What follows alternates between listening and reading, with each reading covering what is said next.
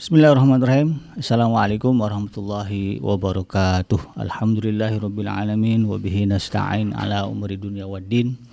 Wassalatu wassalamu ala asrafil anbiya'i wal mursalin sayyidina Muhammadin wa ala alihi wa ashabi ajma'in.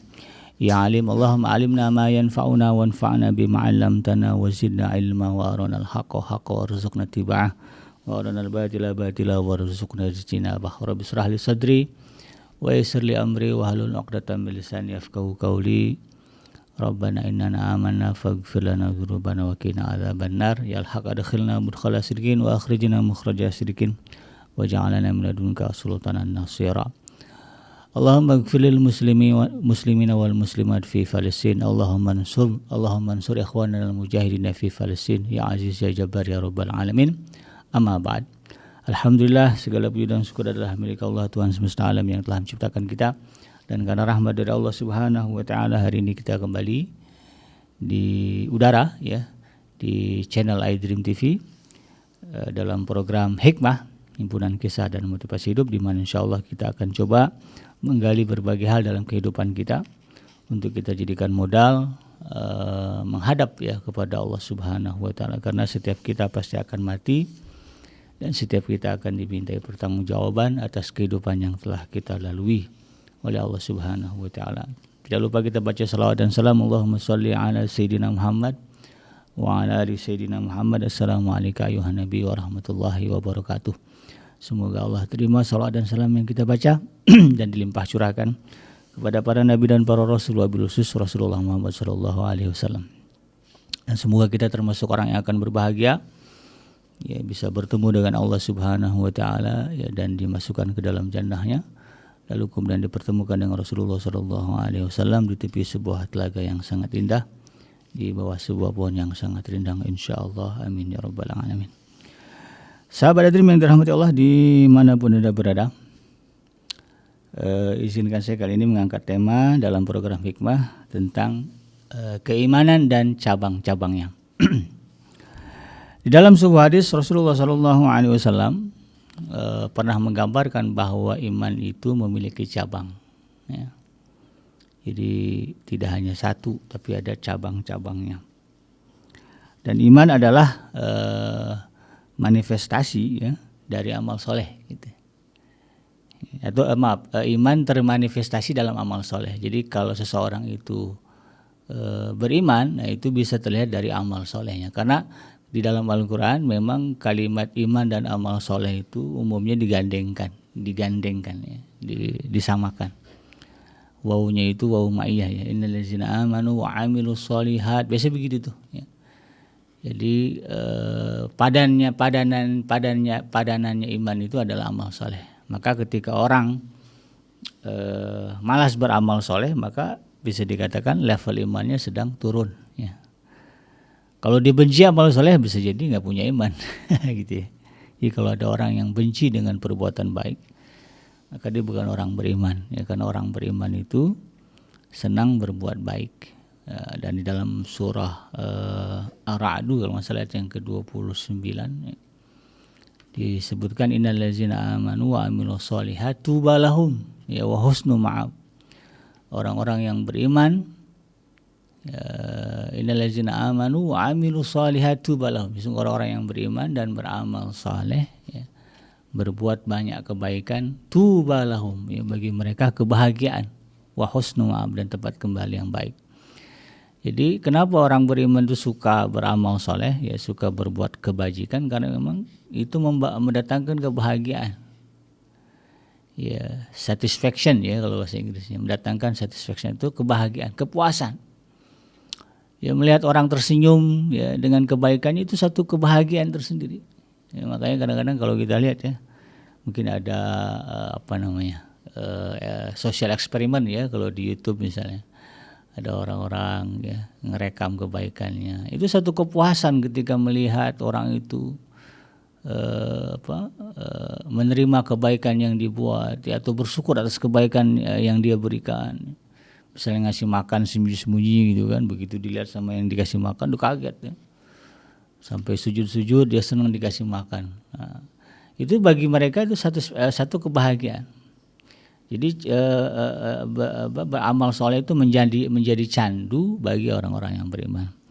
Maka ya bisa jadi barometer ya, ketika orang amal solehnya banyak, maka insya Allah itu berbanding lurus dengan keimanannya. Ya, artinya imannya juga bagus. Nah, sebaliknya ketika dia minim amal solehnya, maka imannya juga bermasalah. Jadi kurang lebih seperti itu. Nah, hal itu bahkan dijelaskan oleh Rasulullah SAW terkait dengan iman ya, dan cabangnya. Jadi cabang iman ini ya, digambarkan kalau dalam hadis itu ya amal soleh. Dalam sebuah hadis yang diriwayatkan oleh Abu Hurairah radhiyallahu anhu ya, ini hadisnya termaktub di dalam kitabnya Imam Bukhari, Imam Muslim, Abu Daud dan juga Ibnu Majah ya. Rasulullah SAW pernah bersabda, al-imanu bid'un wa sab'un au bid'un wa sittun su'bah. Iman itu kata Rasulullah SAW ya, bid'un wa sab'un ya, atas 70 perkara ya, 70 sekian, 70 lebih gitu ya. Au bid'un wa sittun ya, su'bah atau 60 sekian cabang. Nah, jadi kalau kita ingin mengukur keimanan kita ya sebetulnya kita lihat aja nih ya, dari cabang-cabang yang ada ini kita sudah sampai mana gitu ya. Kalau ke 70 cabang ini harus dikerjakan, maka kita bisa mengukur ya sejauh mana kualitas atau ketebalan iman kita kepada Allah dan Rasulnya. Fa'afdaluha ya qaulul la ilaha illallah kata Rasulullah SAW. Dan yang cabang yang paling utama ya, dari iman ini adalah qaulun, ucapan la ilaha illallah ya. Yaitu perkataan la ilaha illallah, tidak ada Tuhan kecuali Allah Subhanahu wa taala. Jadi itu yang paling tinggi, cabang iman yang utama ya. Yang paling tinggi adalah kalimat la ilaha illallah. Wadnaha ya, dan yang paling rendah ya, yang paling tipis lah gitu ya. Imatatul adza ani thariq ya, yaitu membuang duri ya. Duri atau gangguan lah ya. Misalnya apalah kotoran atau apa atau batu atau apalah yang dianggap sebagai gangguan ya. Atau menyingkirkan gangguan dari jalanan ya. Wal haya'u su'abatun minal iman, dan rasa malu kata Rasulullah SAW juga bagian dari cabang keimanan kepada Allah Subhanahu wa taala. Jadi saking banyaknya ya Rasulullah hanya menyebutkan yang penting-penting saja. Ukurannya yang pertama itu yang paling tinggi adalah kalimat la ilaha illallah. Kalimat la ilaha illallah di sini tentu bukan sekedar ucapan ya. Artinya cukup dengan mengatakan la ilaha illallah sudah mantap iman kita. Lebih dari itu tentu perkataan atau kalimat la ilaha illallah ini sudah merasuk ke dalam hati kita, sehingga memang di dalam kalbu kita bersih ya. Bersih dari keyakinan kepada selain Allah Subhanahu wa taala. Artinya di dalam hati kita itu murni ya. Kalau bab keyakinan ya itu hanya kepada Allah Subhanahu wa taala. Keyakinan tentang rezeki ya digantungkan kepada Allah Subhanahu wa taala. Ada orang yang kalimat la ilaha illallah fasih gitu ya. Tapi ketika bab rezeki dia enggak meyakini bahwa Allah itu yang memberikan rezeki gitu kan. Ya dibuktikan dengan apa misalnya itu tadi ya, kadang-kadang mungkin ya pergi ke dukun ya, pakai penglaris ya, yang jelas-jelas ya, diharamkan dalam agama. Atau misalnya iri ya dengan rezeki yang orang dapat, kan ada juga orang begitu kan ya. Orang yang tetangganya beli kulkas, dia yang kedinginan begitu kan. Tetangganya beli mobil, dia yang kepanasan. Jadi ada orang yang model begitu, dan ini kan menggambarkan dia nggak meyakini bahwa memang rezeki itu sudah diatur oleh Allah Subhanahu wa taala. Yang namanya rezeki kalau kita baca di dalam Al-Qur'an ya, Allah sudah rinci sedemikian jelas ya, sehingga tidak ada celah bagi kita sebetulnya untuk iri, dengki dengan rezeki yang diberikan Allah kepada orang lain. Ya, karena setiap makhluk itu punya rezeki sendiri, ada takarannya sendiri gitu kan. Ya, Allah sudah tetapkan rezeki, bahkan jangankan rezeki manusia ya, yang Allah jadikan sebagai khalifah di muka bumi. bahkan dabah lah katakanlah binatang melata sekalipun ya, yang mungkin gerakannya serba terbatas, rezekinya sudah Allah jamin, sudah Allah tanggung, dan itu nggak akan ketukar gitu ya. Selagi dia masih hidup di alam dunia, rezekinya ada. Nah, gitu. Tapi ada orang-orang ya katanya Muslim ya, kemudian fasih menyebutkan la ilaha illallah tetapi tidak meyakini ya rezeki itu sudah ditetapkan Allah Subhanahu wa taala ya, sudah ada jatahnya masing-masing, kemudian sehingga kemudian prakteknya dia iri dengki kepada orang lain. Nah, ya, jadi imannya dipertanyakan. Ya, kalau masih ada yang begitu ya nauzubillah nih sahabat Edrim, ya segeralah bertobat ya, kembali kepada Allah ya, bersihkan hati dari sifat iri dengki ya, melihat kebaikan yang diterima orang lain dari Allah Subhanahu wa taala ya, karena itu adalah bentuk dari rendahnya ya kualitas iman kita kepada Allah Subhanahu wa taala. Menurut As-Siddiqi ya, di dalam kitabnya itu Dalil Al-Fatihin ya, yang merupakan syarah dari kitab Riyadhus Shalihin, mengatakan bahwa angka yang disebut Rasulullah SAW ya tadi 70 atau 60 ya, ini mengindikasikan jumlah yang banyak ya, jadi bisa jadi lebih dari itu ya, artinya banyak lah ya yang dimaksud dengan cabang iman. Jadi menurut beliau bukan tidak semestinya ya angka itu segitu gitu kan, 70 atau 60, tetapi lebih menggambarkan betapa banyaknya cabang keimanan kepada Allah Subhanahu wa taala. Dan pokok dari setiap cabang keimanan itu sebetulnya adalah penyempurnaan jiwa dengan kesalehan demi kebaikan di akhirat. Jadi pada dasarnya ya menurut beliau ya, cabang-cabang iman yang dimaksud di dalam hadis tersebut lebih kepada kebaikan-kebaikan, amal soleh yang sifatnya menyempurnakan ya kesalehan jiwa kita demi kebaikan di akhirat. Ya, jadi yang namanya cabang keimanan itu lebih kepada rincian banyaknya amal soleh yang disebutkan di dalam syariat agama kita. Kalau berbicara amal soleh kan sebetulnya kalau kata saya sih tak terbatas, banyak sekali ya.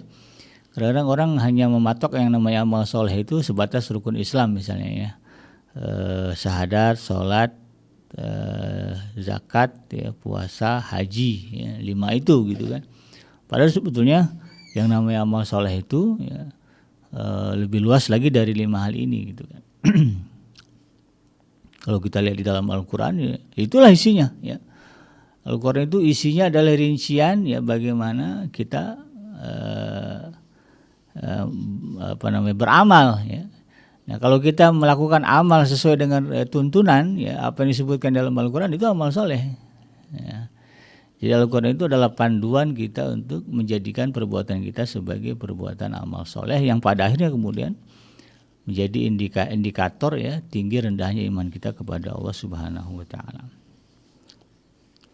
Sementara itu Al-Hafiz Ibnu Hajar Al-Asqalani menuliskan dalam kitab Fathul Bari yang merupakan syarah dari kitab Sahih Bukhari bahwa cabang-cabang keimanan tersebut ya menurut Ibnu Hajar Al-Asqalani terdiri atas amalan hati, amalan lisan dan juga amalan anggota badan.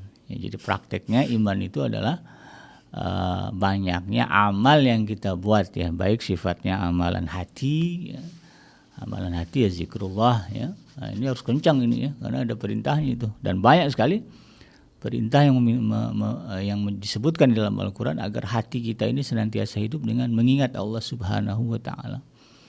Ada sebagai contoh dalam surah apa misalnya Ali Imran ya, Ali Imran ayat ke-191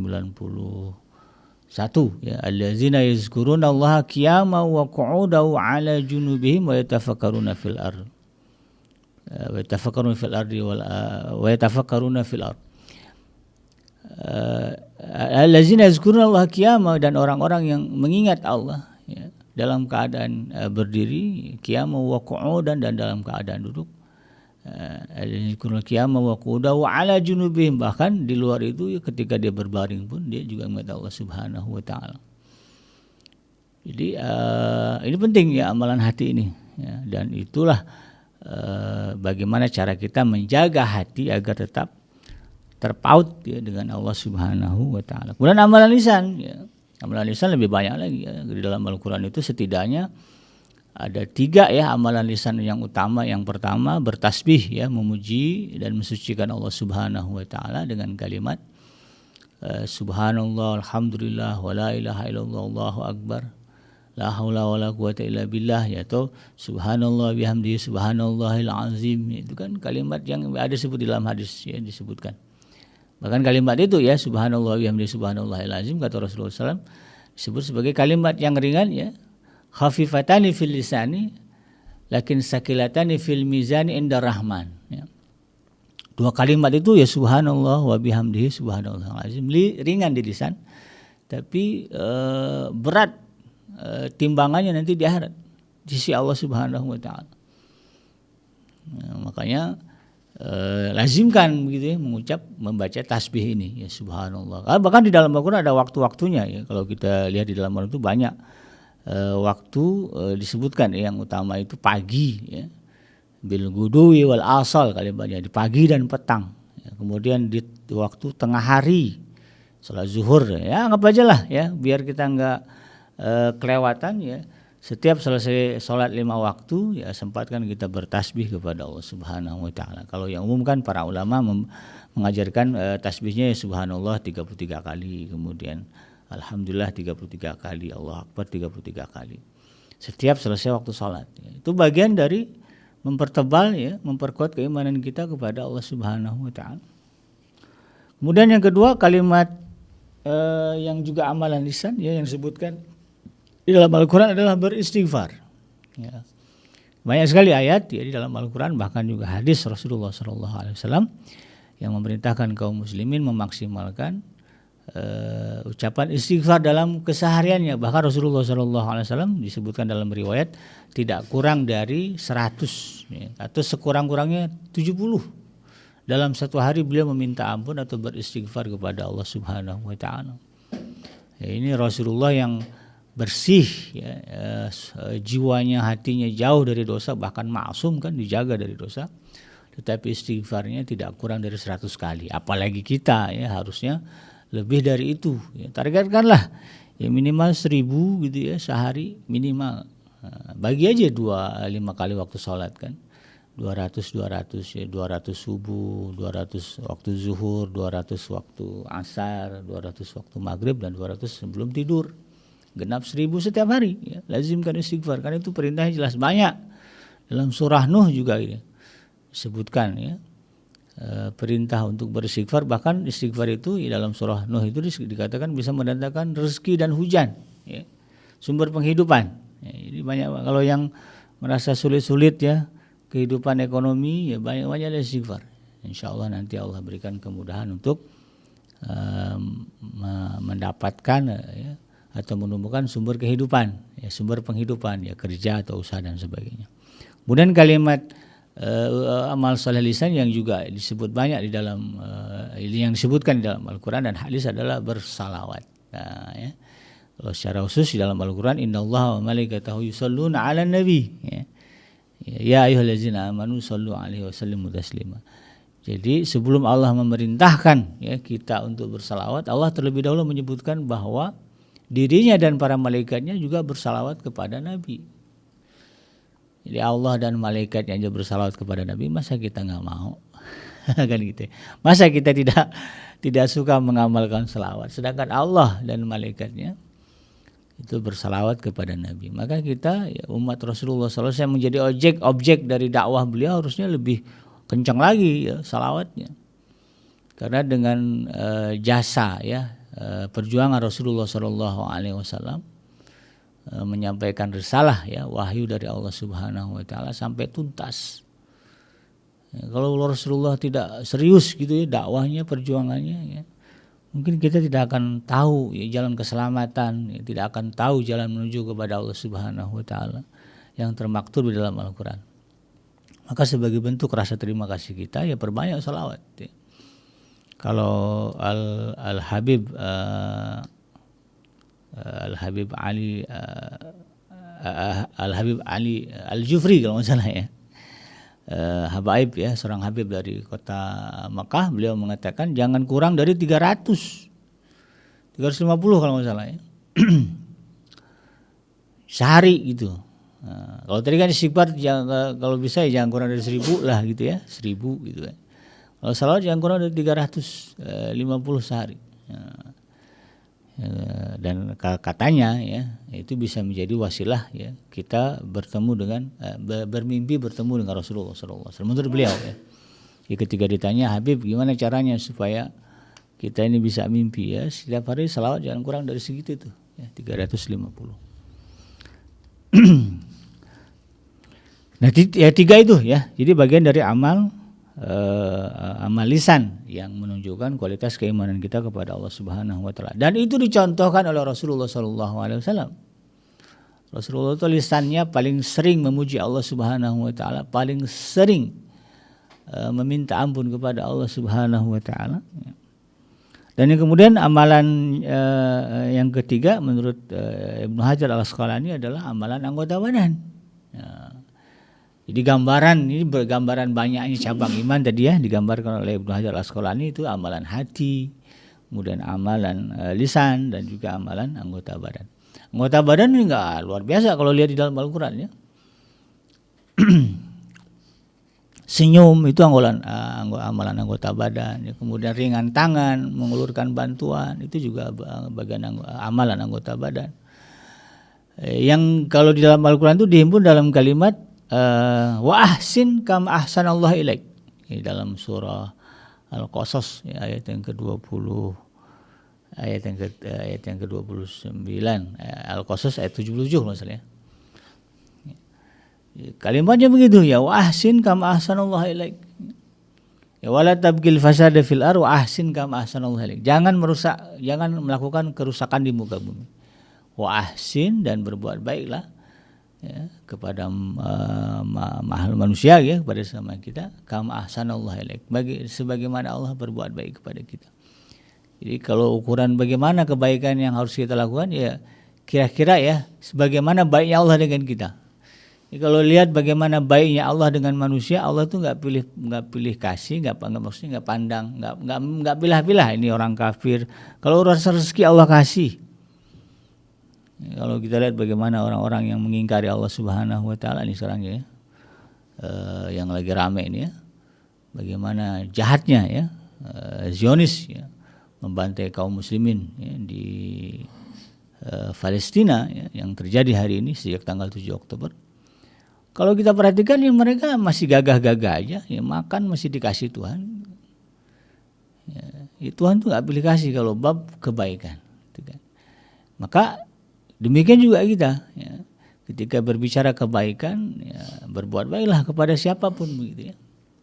Jangan milah-milah, jangan milih-milih ya.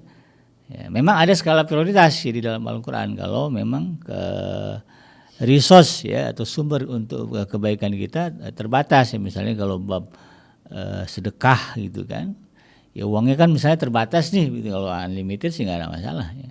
Tapi uangnya terbatas, ada prioritas ya, prioritasnya dari yang terdekat dulu gitu kan, baru nanti ke yang jauh-jauh. Tapi kalau di luar itu ya konteks amal soleh itu ya, kepada siapapun kita berbuat baik. Dan itu dicontohkan oleh Rasulullah SAW ya. Ada tetangganya yang jelas-jelas memusuhi beliau gitu kan, dan ketika tahu beliau sakit langsung beliau datang menjenguk. Sampai akhirnya dia terkejut, yang lain teman-temannya belum datang gitu, yang biasa sama-sama di dalam kekafiran. Tetapi ketika dia sakit, Rasulullah SAW yang biasa dia musuh justru orang yang pertama kali datang untuk menjenguk dan mendoakannya. Jadi ini menggambarkan bagaimana ya seharusnya juga kita berbuat baik kepada manusia. Ya. Kalau memang dia butuh pertolongan, ya jangan seleksi dulu. Ini agamanya apa gitu ya. Ini orang mana, ini partainya apa, ya, ini pilihan presidennya siapa. Ya, jangan begitu. Ya. Kalau memang dia butuh pertolongan, ya abaikan segala pertanyaan-pertanyaan di kepala kita tentang siapa orang ini. Ya, berikan apa yang kira-kira dia minta dan kita bisa. Bahkan Rasulullah SAW bab berbuat baik ketika beliau tidak mampu memberikan bantuan. Ya. Beliau memberikan syafaat. Syafaat itu mencarikan orang yang kira-kira bisa bantu. Satu ketika ada sahabat ada orang ya datang dari jauh, kemudian dia bilang sama Rasulullah, ya Rasulullah saya belum makan ini ya. Udah berapa hari ini sebelum makan. Maka kemudian Rasulullah tanya ke keluarganya ya, ke istri beliau, ada nggak makanan yang bisa kita kasih? Nggak ada, kata yang lagi nggak ada begitu. Apa Rasulullah kemudian mengatakan, maaf saudaraku gitu ya, kita juga lagi susah? Nggak ada, Rasulullah nggak mengatakan begitu. Rasulullah kemudian memanggil para sahabat dan bertanya, siapa di antara kalian ya, yang punya kelebihan makanan dan bisa diberikan kepada orang ini, insya Allah pahalanya besar. Begitu. Lalu kemudian ada sahabat ya, yang dia pikir, dia tanya, ya bahwa bagus nih ya, ini Rasulullah langsung nih yang memberitakan pahalanya besar nih, gitu kan. Maka ditanya ke istrinya, ada cuman pas untuk kita aja, kalau dikasih ke orang kita juga nggak makan.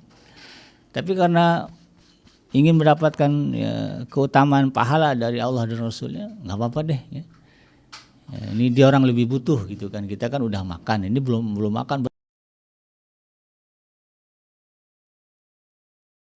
berhari-hari. Maka kemudian diajak makan ya pas sampai ke rumahnya ya, habis maghrib gitu ya, lampunya dimatikan ya, makanan terhidang begitu, ayo kita makan bareng-bareng ya. Lampunya dimatikan ya.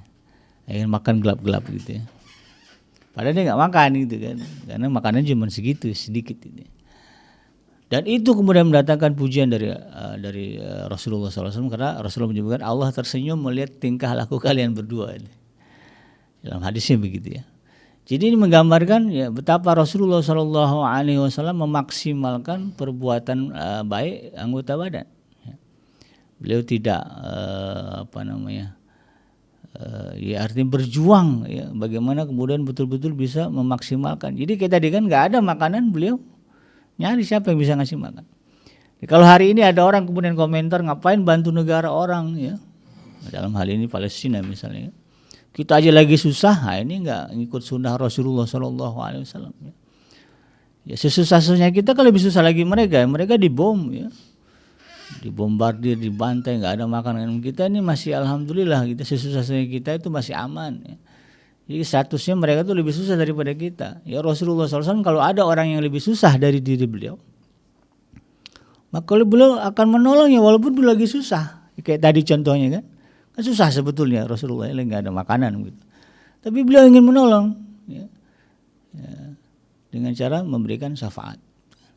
Maka aneh ya kalau ada orang kemudian mengatakan seperti tadi itu, ya ngapain bantu negara orang ya, ngapain bantu Palestina ya, negara kita aja lagi susah, banyak orang miskin. Berarti nggak ikut sunnah Rasulullah SAW. Bukan umatnya Rasulullah SAW yang mengatakan demikian.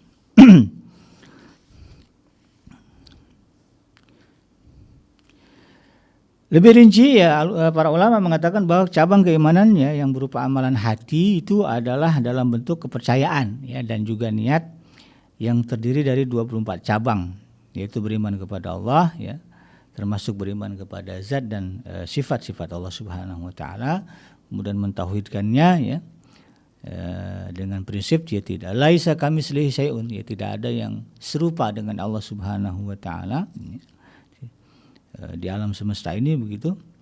Kemudian meyakini bahwa Allah adalah huduts ya, atau makhluk yang tidak azali. Kemudian beriman kepada malaikat Allah Subhanahu wa taala, beriman kepada kitab-kitab Allah, beriman kepada Rasulullah, beriman pada takdir yang baik maupun yang buruk, beriman pada hari akhir, termasuk meyakini adanya pertanyaan kubur ya, dan juga beriman kepada hari kebangkitan, hari penghimpunan, hari hisab, hari timbangan amal, kemudian hari titian sirat ya, titian atau jembatan di Yaumul Mahsyar nanti, beriman kepada surga dan neraka ya, mencintai Allah dan mencintai Rasulnya, dan serta membenci sesuatu karena Allah Subhanahu wa taala ya. Mencintai Nabi Muhammad, bersikap ta'zim kepadanya, bersalawat, mengikuti sunnah-sunnahnya, ikhlas. Ini termasuk ikhlas ini amalan hati ya.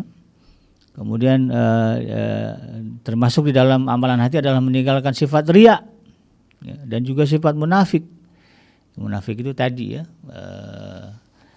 sepertinya Islam tetapi sebetulnya nggak mengamalkan ajaran Islam. Ya, punya muka dua, ya, kemudian juga taubat, ya, khauf, ya juga rasa takut kepada Allah bagian dari amalan hati. Ya, dan ini sekarang nih yang lagi krisis ya, rasa takut kepada Allah Subhanahu Wa Taala di negara kita. Ya. Kalau bicara kasus korupsi di negara kita, ya kejahatan, kriminalitas, ya ini kan sebetulnya dilakukan oleh orang-orang yang tidak takut kepada Allah. Kalau orang itu takut, punya rasa takut kepada Allah, nggak mungkin ya orang ini kemudian berani melakukan kejahatan. Karena dia tahu Allah pasti akan melakukan hisab, perhitungan ya, di hari pembalasan. Ya, kalau dia takut kepada Allah gitu, ya nggak bakalan dia sampai kemudian tega melakukan kejahatan. Kemudian raja ya, pengharapan itu juga bagian dari amalan hati yang 24 jenis tadi ya. Kemudian syukur, rasa syukur juga bagian dari amalan hati. Kemudian sabar, ya ridho terhadap takdir Allah ya, seperti yang dilakukan oleh rakyat Palestina ya. Ada beberapa video yang menggambarkan betapa mereka ya meridhoi takdir yang Allah tetapkan kepada mereka, dan ini kemudian menginspirasi orang-orang yang menyaksikannya. Bahkan katanya banyak sekarang orang-orang di barat ya yang tertarik untuk mempelajari Al-Qur'an karena melihat keteguhan ya imannya orang-orang rakyat Palestina yang survive. Hancur semuanya, habis ya. Yang tersisa hanya diri dia dan beberapa anaknya dan juga apa. Kemudian ditanya bagaimana, alhamdulillah inilah takdir dari Allah, kita harus terima. Begitu kan, luar biasa. Ya. Tinggi ya imannya orang-orang Palestina itu. Kemudian berkasih sayang, ya ini juga bagian dari amalan hati. Kemudian rendah hati atau tawadhu ya, menghormati yang lebih tua dan menyayangi yang lebih muda ya. Kemudian meninggalkan sifat takabur atau sombong ya. Ini juga bagian dari amalan hati karena sombong itu memang letaknya di hati ya. Ya, jadi kita tinggalkan itu. Kemudian meninggalkan sifat ujub ya, merasa hebat ya. Kemudian hasad ya, itu iri ya, dengan nikmat yang diberikan Allah kepada orang lain. Kemudian dengki ya, ingin nikmat itu hilang dari orang itu gitu. Bahaya itu ya. Dan juga kemudian meninggalkan amarah ya, ini juga bagian dari sunnah Rasulullah SAW ya, agar kita menjauhkan diri dari sifat marah ya. La tagdob walakal jannah, jangan marah walakal jannah, kamu akan dapatkan surga dari Allah Subhanahu Wa Taala. Adapun cabang keimanan yang berupa amalan lisan ya, menurut para ulama terdiri atas 38 cabang. Wah, lebih banyak lagi ya. Di antaranya adalah melafalkan kalimat tauhid, ya la ilaha illallah, kemudian tilawah Al-Qur'an, ya menuntut ilmu atau belajar dan mengajarkannya. Ya berdoa juga bagian dari amalan lisan, kemudian berzikir, ya beristighfar dan juga menjauhi omongan yang tidak bermanfaat ya, atau omong kosong. Ya, itu kan ada perintah dalam Al-Qur'an agar kita meninggalkan perkataan-perkataan yang tidak berguna. Tidak hanya perkataan, perbuatan juga ya, kalau nggak ada manfaatnya menambah iman kita tinggalkan. Sedangkan cabang keimanan yang berupa amalan anggota tubuh ya, atau anggota badan terdiri 38 cabang ya. 15 diantaranya bersifat khusus fisik ya. Kemudian 6 diantaranya terkait dengan kerabat, 7 diantaranya berkaitan dengan masyarakat umum, dan selainnya terkait dengan hal-hal yang keislaman secara umum. Ya, ini nanti tertuang di dalam panduan ibadah harian kita ya, sebagaimana disebutkan di dalam Al-Qur'an dan juga hadis. Jadi memang ini menggambarkan ya bahwa ajaran Islam ya, sahabat Adrim yang dirahmati Allah, itu begitu syamil ya, syamil mutakamil ya, komprehensif dan juga menyeluruh. Islam itu begitu. Jadi tidak ada yang tidak diatur di dalam Islam. Dari mulai kita tidur, kemudian bangun tidur, ya, bahkan tidur itu sendiri itu ada aturannya. Ya. Kenapa diatur? Agar bernilai ibadah, begitu. Jadi kalau ada orang bertanya-tanya ya, dan merasa diperlakukan tidak adil ya dengan berbagai aturan. Jawabannya simpel. Kenapa Allah ini banyak mengatur kita? Agar kemudian yang kita lakukan ini jadi ibadah, jadi amal soleh. Karena kita nggak hidup di dunia ini abadi, kita itu akan mati. Dan setelah kematian itu ada sebuah kehidupan yang bekal kebahagiaannya itu adalah amal soleh, ibadah. Nah, kalau kita ibadahnya minim, amal solehnya minim, bagaimana kita akan mendapatkan kebahagiaan setelah kita mati? Sementara alam setelah kehidupan dunia ini adalah alam yang abadi, yang nggak ada ujungnya. Kalau kemudian kita komplain ya dengan segala aturan-aturan yang Allah berikan, ya apa modal kita untuk bahagia di akhirat sana, kan begitu. Jadi berpikirlah jernih ya agar kemudian kita bisa menerima ya ketetapan dari Allah Subhanahu wa taala. Nah, karena itu kemudian ya prinsip seorang muslim sebagaimana yang disebutkan di dalam surah Al-An'am ayat yang ke-162 hingga ayat yang ke-163 ya, yang biasa kita baca mungkin ya di dalam salat kita di saat doa iftitah ya. Qul inna salati wa nusuki wa mahyaya wa mamati lillahi rabbil alamin la syarika lahu wa bidzalika umirtu wa ana awwalul muslimin. Ya, katakanlah ya, kita disuruh mengatakan ya inna salati, sesungguhnya salatku, ibadahku, wa nusuki wa mahyaya, hidupku, wa mamati, dan juga matiku lillah ya rabbil alamin, hanya untuk Allah Tuhan semesta alam, la syarikalah ya, dan tidak ada sekutu bagi Allah dalam kehidupan kita. Itu prinsipnya begitu. Cabang iman yang tinggi tadi itulah ya, qaulun la ilaha illallah, ucapan la ilaha illallah. Wa bidzalika umirtu, dan dengan itulah ya aku diperintahkan. Jadi memang itulah perintah Allah Subhanahu wa taala 24 jam. Itu kan yang disebut tadi tidak hanya salat saja ya, bahkan hidup dan mati kita, ya hidup dan pernak-perniknya. Dan kematian dengan pernak-pernik itu adalah bagian dari perintah dan ketetapan dari Allah Subhanahu wa taala. Wa ana awwalul muslimin. Wa ana awwalul muslimin, dan aku adalah orang yang pertama kali mengiyakan, berserah, pasrah dengan keputusan itu. Jadi orang Islam itu adalah orang yang siap diatur oleh Allah Subhanahu wa taala dengan segala aturan yang banyak itu. Karena itu tadi saya katakan ya, nilainya adalah ibadah kalau kita mematuhinya karena Allah Subhanahu wa taala. Dan memang ya kalau berbicara kenapa semuanya diatur ya, kenapa semuanya Allah Subhanahu wa taala rincikan agar kemudian nanti di akhirat ya, kalau kita patuh ya dengan segala apa yang Allah atur ya, maka kita akan bisa menjawab segala sesuatu yang Allah tanya. Karena kan hidup kita ini kan amanah ya. Kita diberikan oleh Allah Subhanahu wa taala kesempatan hidup di alam dunia ini adalah amanah. Ya, ada amanah yang harus kita pikul, yang harus kita pertanggungjawabkan ya di hadapan Allah Subhanahu wa taala. Dan ketika kita punya prinsip tadi ya inna salati wa nusuki wa mahyaya wa mamati lillahi rabbil alamin la syarika lahu wa bidzalika umirtu ana awwalul muslimin, prinsip kita hidup kita begitu, maka ketika Allah Subhanahu wa taala nanti menanyakan ya peri kehidupan kita ya, dari mulai balik sampai kita mati, kita bisa menjawab dengan jawaban yang bisa diterima Allah ya, karena kita hidup pakai aturan Allah kan begitu ya, sebagaimana yang disebutkan dalam surah Al-Isra kan ayat yang ke-36 kan, inna sam'a ya wal absara wal fuada kullun ulaika kana anhu mas'ula, semuanya akan Allah minta tanya. Apa yang kita lihat kemudian menjadi sumber amalan kita itu akan Allah tanya. Apa yang kita dengar lalu kemudian dengan itu kita beramal, Allah akan tanya. Apa yang kita rasa dengan rasa itu kemudian kita beramal, Allah akan tanya. Akan Allah minta pertanggungjawaban, karena rezeki Allah berikan, tempat tinggal bumi, tempat kita berpijak Allah berikan. Bumi Allah amalkan itu dijaga, kalau dirusak Allah akan tanya tuh orang yang rusak. Bikin enggak, ngerusak iya, kan begitu. Nah, pasti Allah akan tanya.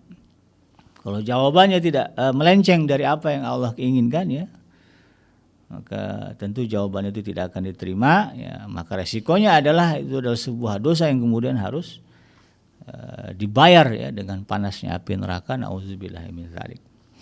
Di dalam sebuah hadis yang Rasulullah SAW menegaskan bagaimana nanti kita di hadapan Allah Subhanahu wa taala ya. Beliau mengatakan la tazulu qadam 'abdin yaumal qiyamah hatta yus'al an umrihi fima afnah. Ya tidak akan bergeser pada hari kiamat nanti ya, seorang hamba ya kakinya ini di hadapan Allah Subhanahu wa taala sampai dia kemudian menjawab ya, persoalan-persoalan dari Allah Subhanahu wa taala. Yang pertama, an umrihi fi ma abnah. Umurnya dihabiskan untuk apa? Wa an ilmihi fi ma fa'ala. Dan kalau dia punya ilmu, ya ilmunya diamalkan apa enggak? Ya, sejauh mana dia mengamalkan ilmunya?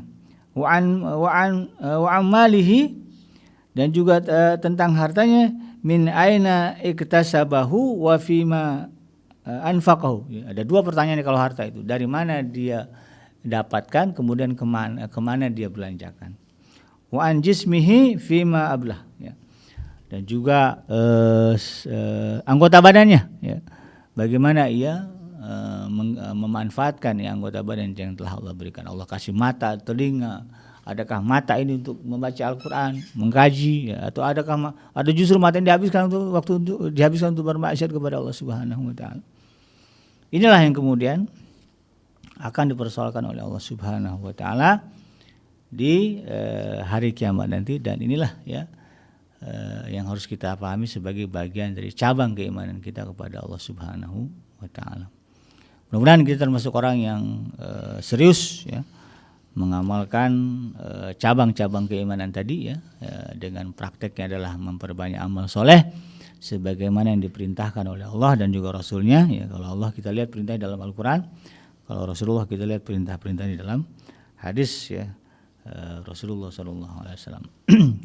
Demikian sahabat Dream yang dirahmati Allah dimanapun Anda berada, mudah-mudahan bermanfaat. Yang benar datangnya dari Allah Subhanahu wa taala, dan yang salah itu semata-mata lahir dari kealfaan dan kehilapan saya pribadi. Saya bikin pamit undur. Subhanaka Allahumma rabbana wa bihamdika asyhadu an la ilaha illa anta astaghfiruka wa atubu ilaik. Walhamdulillahirabbil alamin. Wassalamualaikum warahmatullahi wabarakatuh.